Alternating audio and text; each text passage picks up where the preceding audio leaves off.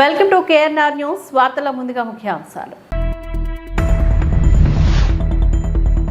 TDP అభ్యర్థి తంగిరాల సౌమ్య నివాసం నుంచి ఎన్నికల ప్రచారం ముమ్మరం మరియు ర్యాలీతో నందిగామంతా పసుమయం.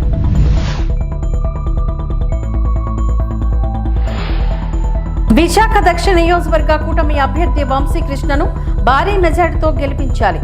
ఉత్తరాంధ్ర గౌడ సంఘం అధ్యక్షుడు రాజ్ గౌడ్ పిలుపు.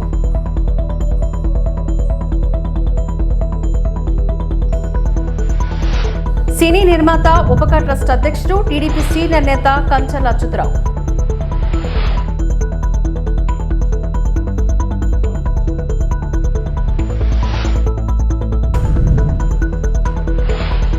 బీజేపీలో చేరిన ఎయిర్పోర్ట్ కాంట్రాక్టర్ మల్లా దిలీప్ కుమార్ తదితరులు కండువా వేసి ఆహ్వానించిన కేఎన్ఆర్.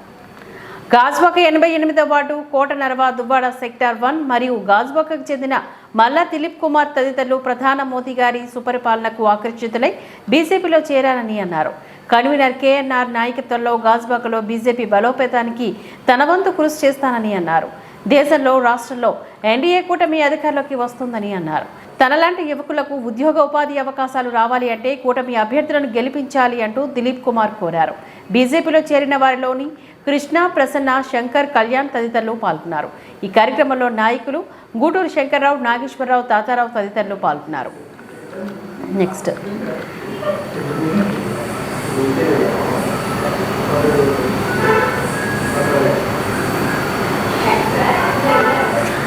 మైలవరం టీడీపీ ఎమ్మెల్యే అభ్యర్థి వసంత కృష్ణ ప్రసాద్ పైన కొటికలపూడి గ్రామ సర్పంచ్ రెండపల్లి నాగరాజు మండిపడ్డారు.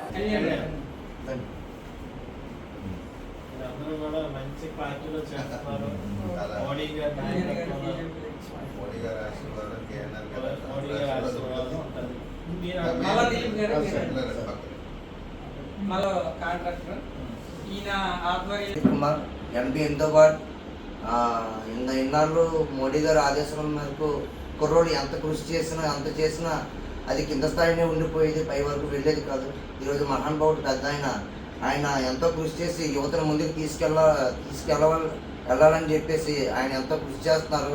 ఇలాంటి అవకాశాలు యువతకు కల్పించి ఇంకా ఎంతో ముందంచి ఉంచాలని మన కేఎన్ఆర్ గారు కుర్రోళ్ళందరినీ కూడా ఎలాగైనా సరే వీళ్ళు ఒక తీర్చిదిద్ది పెద్ద స్థాయికి తీసుకెళ్లాలని ఆయన కృషితో అనుకోవడం వల్ల అలాంటి గొప్ప వాళ్ళని కలిసి మేము ఎంతో స్థాయికి వెళ్ళాలని ఈరోజు పార్టీలో చేరడం జరిగింది. మా అలాంటి వాడి యువతకి ఇంకెన్నో అవకాశాలు ఇవ్వాలి, ఇంకా ముందుకెళ్ళాలని మనస్ఫూర్తిగా కేఎన్ఆర్ గారిని కోరుకుంటున్నామండి. యువకులందరూ కూడా వచ్చి భారతీయ జనతా పార్టీలోకి జాయిన్ అయ్యారు. దిలీప్ గారు చాలా సోషల్ సర్వీస్ చేస్తుంటారు. ప్రముఖ సంఘ సేవకులు. 88వ వార్డు నరవ ప్రాంతంలో ఎంతో మంది యువకులకి ఉపాధి అవకాశాలు కల్పించారు. ఎవరికి ఏ కష్టం వచ్చినా సరే ఆయన దగ్గరుండి ఎవరికైనా ప్రమాదం జరిగినా, ఎవరికైనా ఫీజులు అయి కట్టాల్సి వచ్చినా దగ్గరుండి సహాయం చేస్తుంటారు. మంచి సేవా స్ఫూర్తి ఉంది. వీళ్ళ నాన్నగారు కూడా శంకర్రావు గారు ఆ ప్రాంతంలో పెద్ద నాయకులు. మరి దేశ ప్రధాని శ్రీ నరేంద్ర మోదీ గారి నాయకత్వంలో భారతదేశం అన్ని రంగాల్లో అభివృద్ధి చెందుతుంది. ఆయన యొక్క సుపరిపాలనకు ఆకర్షితులై ఈరోజు బీజేపీలో జాయిన్ అయ్యని చెప్పారు. వారికి భారతీయ జనతా పార్టీలోకి మనస్ఫూర్తిగా ఆహ్వానం పలుకుతూ నా రాష్ట్ర అధ్యక్షులు శ్రీమతి దగ్గుబాటి పురంధరేశ్వరి గారు, మా జిల్లా అధ్యక్షులు శ్రీ రవీంద్ర మేడపాటి గారు దృష్టికి తీసుకెళ్లి వీరికి మంచి పార్టీలో మంచి పదవులు ఇచ్చి మరి పార్టీ బలోపేతానికి మీరంతా కృషి చేయని సందర్భంగా తెలియజేసుకుంటూ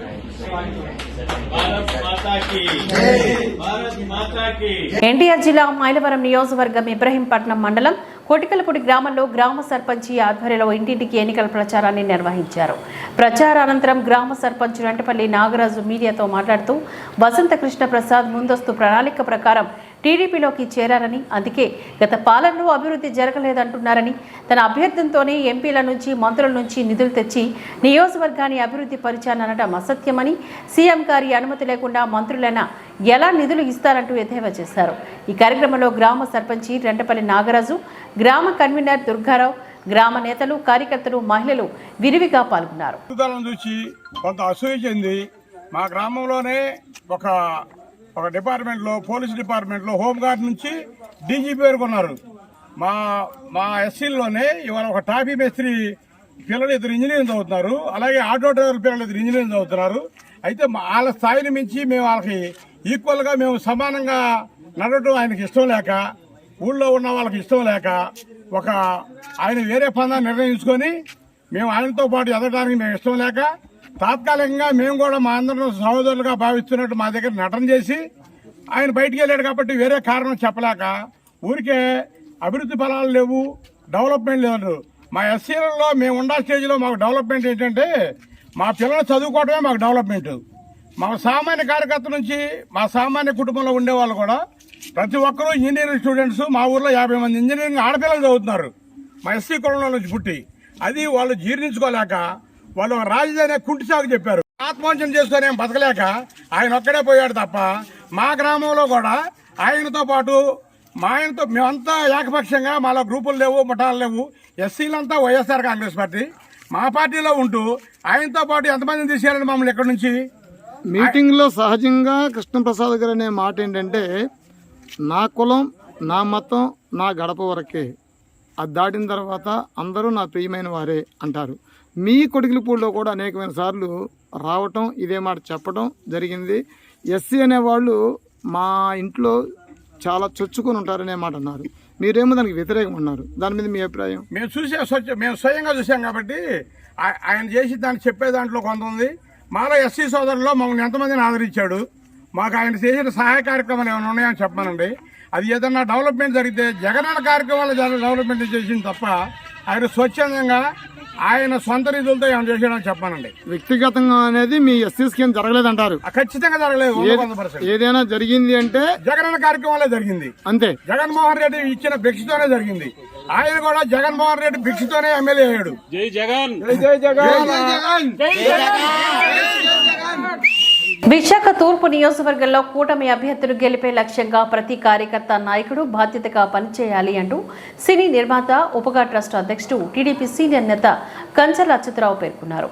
ఎన్నికల చివరి రోజైన శనివారం తూర్పు నియోజకవర్గ పరిధిలోని దారపాలెం బంగారమ్మ గుడి వద్ద నుండేస్ బైక్ ర్యాలీని కంచర్ల జెండా ఊపి ప్రారంభించారు. ఈ bike rally Kancharla Yuvasena ఉపకా trust సభ్యులు, తూర్పు కూటమి శ్రేణులు ఆధ్వర్యంలో కూటమి పార్టీ జెండాలతో యువత కేరింతలతో సందడిగా సాగింది. మండుటెండను సైతం లెక్క చేయకుండా కంచర్ల తన అభిమానులతో కూటమి శ్రేణులతో కలిసి నాయకులు, కార్యకర్తలు ర్యాలీలో పాల్గొన్నారు. నియోజకవర్గ పరిధిలో దారపాలెం వద్ద ప్రారంభించిన bike rally pineapple colony, Isuka Thota, AU arch, Pedawaltair, Chinawaltair, Jalaripeta, లాసెన్స్పే కాలనీ, విశాలాక్షి నగర్, హనుమంతవాక మీదుగా ఆరిలోవ లాస్ట్ బస్ స్టాప్ 2 వరకు కూడా ర్యాలీ కొనసాగింది. బైక్ ర్యాలీలోని భాగంగా జై చంద్రబాబు, జై భరత్, జై వెలగపూడి, జై కంచర్ల నినాదాలతో యువత బైక్ ర్యాలీ కొనసాగింది.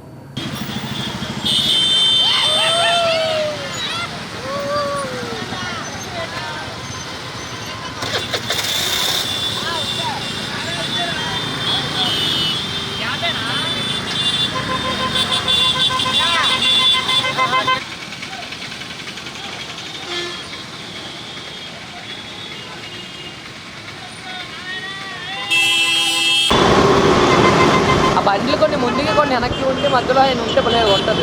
అదే చెప్తున్నాను. ఆశలు ఉన్నాయి ప్రజలకు. మరి ఆ రోజు రాష్ట్రం విడిపోయినప్పుడు చంద్రబాబు నాయుడు గారు ముఖ్యమంత్రిగా కావాలని అనుభవజ్ఞుడు, అతనే మనకు మంచిగా పరిపాలిస్తారు, మన రాష్ట్రాన్ని అభివృద్ధి చేస్తారనే ఉద్దేశంతో ఆ రోజు మనం అతన్ని ముఖ్యమంత్రిగా ఎన్నుకోవడం జరిగింది. మరి అలాంటి పరిస్థితుల్లో ఒకసారి ఛాన్స్ ఇస్తే బాగుంటుందని చెప్పి జగన్మోహన్ రెడ్డి గారి మధ్యలో రావడం జరిగింది. మరి ఆ రోజు చంద్రబాబు నాయుడు గారు వేసిన ఏదైతే అభివృద్ధి ఫలాలు ఏవైతే ఉన్నాయో ఈ 5 సంవత్సరాలు అది మనం పొందలేకపోయాం. ఎందుకంటే ఈ గవర్నమెంట్ తాలూకా సిస్టమ్ అనేది వేరే విధంగా ఉండింది. మరి ఈరోజు రాష్ట్రానికి ఒక రాజధాని లేదనుకుంటే చాలా సిగ్గుచేటు. మరి అలాంటి రాజధానిని ఈరోజు మనం నెలకొల్పుకోవాలన్నా, ఈరోజు నిరుద్యోగ యువతకు ఉద్యోగాలు రావాలన్నా, ఈరోజు ఆంధ్రప్రదేశ్లో మౌలిక వసతులు అన్నీ కూడా సర్వనాశనం అయిపోయాయి. ఇవన్నీ మళ్ళీ మెరుగుపడాలన్నా మళ్ళీ చంద్రబాబు నాయుడు గారి నాయకత్వంలో ఈరోజు మళ్ళీ తెలుగుదేశం పార్టీ అధికారం రావాలి. మరి తెలుగుదేశం పార్టీ అధికారం రావాలని ఈరోజు నరేంద్ర మోడీ గారు కూడా సంఘీభావాన్ని తెలియజేశారు. మరి అలాగే పవన్ కళ్యాణ్ గారు కూడా అతని యొక్క మొట్టమొదటిగా సంఘీభావాన్ని తెలియజేసి ఈ యొక్క రాష్ట్రంలో వ్యతిరేక ఓటుని నేను చీలనివ్వను, మరి ఇలాంటి తెలుగుదేశం ప్రభుత్వానికి మేము మద్దతుగా ఉంటాము. ఎందుకంటే కూటమి ఏదైతే ఉందో ఈ కూటమి ద్వారా రాష్ట్ర అభివృద్ధి కాకుండా దేశాభివృద్ధి కూడా జరుగుతుందని మన మోడీ గారు చెప్పడం జరిగింది. మరి మొన్న మోడీ గారి మాటల్లోనే మనకు చెప్పారు చంద్రబాబు నాయుడు గారి తాలూకా అనుభవం ఏంటి, ఆయన యొక్క శక్తి ఏంటి, ఆయన యొక్క యుక్తి ఏంటని ఆయన అన్ని క్లారిటీ చెప్పడం జరిగింది. మరి ఈ ప్రభుత్వం మీద ఏమేం జరుగుతున్నాయి, ఈ రాష్ట్రంలో ఏం జరుగుతున్నాయి కేంద్ర ప్రభుత్వానికి తెలుస్తాయి కాబట్టి ఆయన నోటి ద్వారా ఆయన అన్ని విషయాలు కూడా ఈ రాష్ట్ర ప్రభుత్వం గురించి చెప్పడం జరిగింది. మరి ఇలాంటి పరిస్థితుల్లో మరి ప్రజలందరూ ఒక్కసారి ఆలోచించి, ఎందుకంటే విజయం అనేది ఎలా ఉండాలి అంటే భారీగా ఉండాలి. చంద్రబాబు నాయుడు గారికి నైతిక స్థైర్యాన్ని మనం ఇవ్వాలి. అతనికి ఏదైతే మెజారిటీ ఇస్తామో అది 140 పైచిలకు సీట్లు ఎప్పుడైతే మనకు వస్తాయో, అలాగే మన తాలూకా ఎంపీ సీట్లు ఏవైతే ఉన్నాయో అది 20 దాటి మనం ఎప్పుడైతే మనం ఎంపీ సీట్లు కూడా గెలిపించుకుంటామో మన రాష్ట్రానికి రావాల్సిన ప్రత్యేక ప్యాకేజీ ఏదైతే ఉందో ఆ ప్రత్యేక ప్యాకేజీని చంద్రబాబు నాయుడు గారు మళ్ళీ తీసుకొని రాగలుగుతారు. మరి అదే కాకుండా పోలవరం కూడా మధ్యలో ఆ రోజు చంద్రబాబు నాయుడు గారు ఎక్కడి వరకైతే ప్రారంభించి ఆయన ఎక్కడి వరకైతే స్టాప్ చేశారో అక్కడ అలాగే ఉంది తప్ప ఒక్క ఇటుకు కూడా అందులో పేర్చలేదు. మరి ఈరోజు నిరుద్యోగులు ఎంతోమంది ఈరోజు రోడ్డును పట్టడం జరిగింది. వారు డిఎస్సి, మెగా డిఎస్సి అన్నారు, తర్వాత చిన్న డిఎస్సి అన్నారు, ఆ డిఎస్సి, ఈ డిఎస్సి, ఏ డిఎస్సి లేదు. ఇక్కడ టోటల్గా విద్యార్థులందరూ కూడా నిరుద్యోగులందరూ కూడా రోడ్డును పడిపోవడం జరిగింది. మరి నిన్న కూడా నిరుద్యోగ చేసి టోటల్గా స్టేట్ మొత్తం మీద తెలుగుదేశం ప్రభుత్వానికి, ఈ కూటమి ప్రభుత్వానికి మద్దతు పలకడం జరిగింది. నిన్న భారీ ర్యాలీ కూడా వాళ్ళు కూడా తీశారు. మరి ఎంప్లాయీస్ అందరూ కూడా మొన్న ఏదైతే మొన్న ఎలక్షన్ ఎంప్లాయీస్ జరిగిందో, మరి పోస్టల్ బ్యాలెట్ ఏదైతే జరిగిందో ఈ పోస్టల్ బ్యాలెట్లో 90% అబవ్ అందరూ కూడా ఈ కూటమి సభ్యులకే ఓట్లు వేయడం జరిగింది. మరి కొంతమంది మినిస్టర్లు కూడా వాళ్ళు ఇక్కడ ఎవరు ఉండొద్దు వెళ్ళిపోండి అని చెప్పి తరిమి పంపించడం కూడా జరిగింది. మరి అలాంటి పరిస్థితుల్లో ఈరోజు మరి చంద్రబాబు నాయుడు గారికి అన్ని వర్గాల నుంచి మంచి మద్దతు అనేది రావడం జరిగింది. మరి చంద్రబాబు నాయుడు గారు ముఖ్యమంత్రి అయితే ఏం జరుగుతుందో మనం ప్రత్యేకించి చూడక్కర్లేదు. 14 సంవత్సరాలు ఆయన ఈ రాష్ట్రాన్ని ఈరోజు ఉమ్మడి ఆంధ్రప్రదేశ్ని కానీ అలాగే విడిపోయిన ఆంధ్రప్రదేశ్ని కానీ ఎంత బాగా పరిపాలించారో మనకందరికీ తెలుసు. మరి ఉద్యోగులందరూ కూడా వాళ్ళు ఎంత అన్యాయం చేశారో మీకు తెలుసు. ఈరోజు వాళ్ళు చెప్పుకుంటున్నట్టు పెన్షన్ ఏదైతే ఉందో చంద్రబాబు నాయుడు గారు ఆ రోజు 200 నుంచి 2000 ఎట్ ఏ టైం చేయడం జరిగింది. 200 నుంచి 1000 రూపాయలు, ఆ 1000 రూపాయల నుంచి 2000 రూపాయలు చేశారు ఆయన 5 సంవత్సరాల్లోనే. మరి వీళ్ళు 3000 రూపాయలు చేస్తామని చెప్పి మొన్న లాస్ట్ 250 రూపాయలు పెంచి ఇప్పుడు 3000 రూపాయలు చేశారు. మళ్ళీ చంద్రబాబు నాయుడు గారు మళ్ళీ 4000 రూపాయలు పెన్షన్ ఇస్తామని చెప్పని అన్నారు. ఇదే కాకుండా అమ్మ కూడా అందరికి ఇస్తామని చెప్పారు మొన్న గవర్నమెంట్లో. మరి ఇంటికి ఒకరికి ఇవ్వడం జరిగింది. మరి మిగతా పిల్లలు ఏమైపోతారన్న ఒక ఆలోచనతో చంద్రబాబు నాయుడు గారు మళ్ళీ కూడా ఇంట్లో ఎంతమంది ఉంటే అంతమందికి అమ్మఒడి పథకాన్ని ఇవ్వడానికి, అలాగే ఆ ఆడపడుచులకి ఈరోజు అసలు 10 మందిలో పేరు వచ్చింది అంటే అది తెలుగుదేశం ప్రభుత్వం వల్లే. నందమూరి తారక రామారావు గారు ఆ రోజు పార్టీని స్థాపించి ఆడవాళ్ళకి ఆస్తి హక్కని, అలాగే ఆడవాళ్ళకి ప్రతి అన్ని ప్లేసుల్లో కూడా సమభాగం వాళ్ళకు ఉంటుందని చెప్పి ఆ రోజు నినదించి ఆయన ఆ రోజు మనకి లేడీస్ అందరూ సపోర్ట్ చేయడం జరిగింది. మరి ఆ రోజు ఏదైతే సంక్షేమ కార్యక్రమాలు ఏవైతే ఉన్నాయో ఈ సంక్షేమ కార్యక్రమాలన్నీ కూడా తెలుగుదేశం ప్రభుత్వం అప్పుడే వచ్చినవే తప్ప మిగతా ఏ ప్రభుత్వం వల్ల రాలేదు. అవే పేర్లు మార్చి ఏదో ఒకటి చెప్తున్నారు, ఏదో ఒకటి చేసి ఆ పథకాన్ని ఈ పథకం ఆ పథకం అని చెప్తున్నారు. కనీసం నెలకు 1వ తేదీకి ఉద్యోగస్తులకు జీతాలు ఇవ్వలేని పరిస్థితిలో ఈ రాష్ట్రం ఉంది. అలాగే మొన్న బటన్ నొక్కి జనవరిలో నొక్కితే ఫిబ్రవరి లేదు, మార్చి లేదు, ఇప్పుడేమో తెలుగుదేశం ప్రభుత్వం ఆపింది అంటున్నారు. ఒకసారి మీరు ఆలోచించుకోండి ఏం మాట్లాడుతున్నారో. మరి బటన్ ఆ రోజు నొక్కినప్పుడు ఆ రోజు డబ్బులు పడతాయి తప్ప ఇప్పుడు ఎవరికైనా మనం ఫోన్పే చేస్తే డబ్బులు వెంటనే వెళ్తాయి తప్ప ఈరోజు ఫోన్పే చేస్తే ఇప్పుడు 3 నెలల తర్వాత డబ్బులు వెళ్ళవు కదా. మరి ఈరోజు మరి ఇలాంటి కుటిలమైన రాజకీయాలతో ముందుకు వెళ్తున్నారు. ప్రజలకు వీళ్ళ వల్ల ఏం ఉపయోగం లేదు. మళ్ళీ ఒకవేళ వాళ్ళకి అవకాశం ఇచ్చినా ఈ రాష్ట్ర ప్రభుత్వాన్ని వాళ్ళు పరిపాలించలేరు. ఎందుకంటే వాళ్ళ దగ్గర నిధులు లేవు.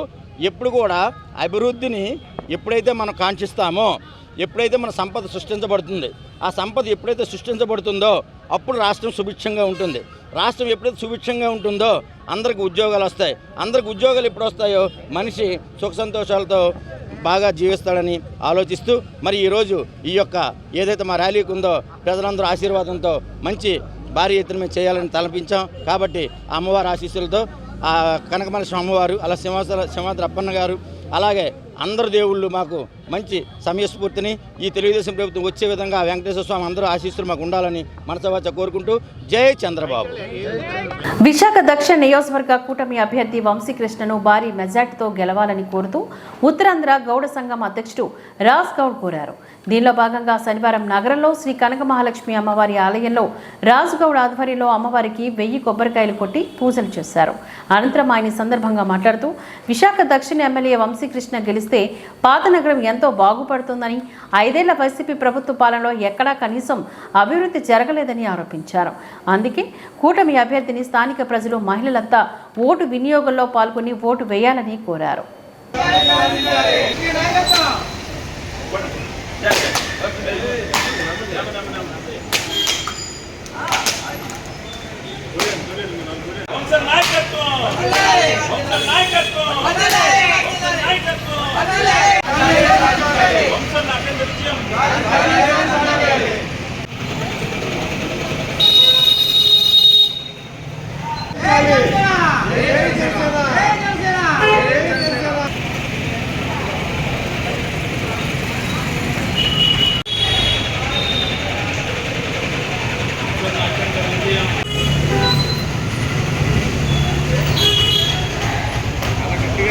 రాజుగౌడ్ యాదవ్ ఉత్తరాంధ్ర రాష్ట్రీయ సమితి వ్యవస్థాపక అధ్యక్షుడిని.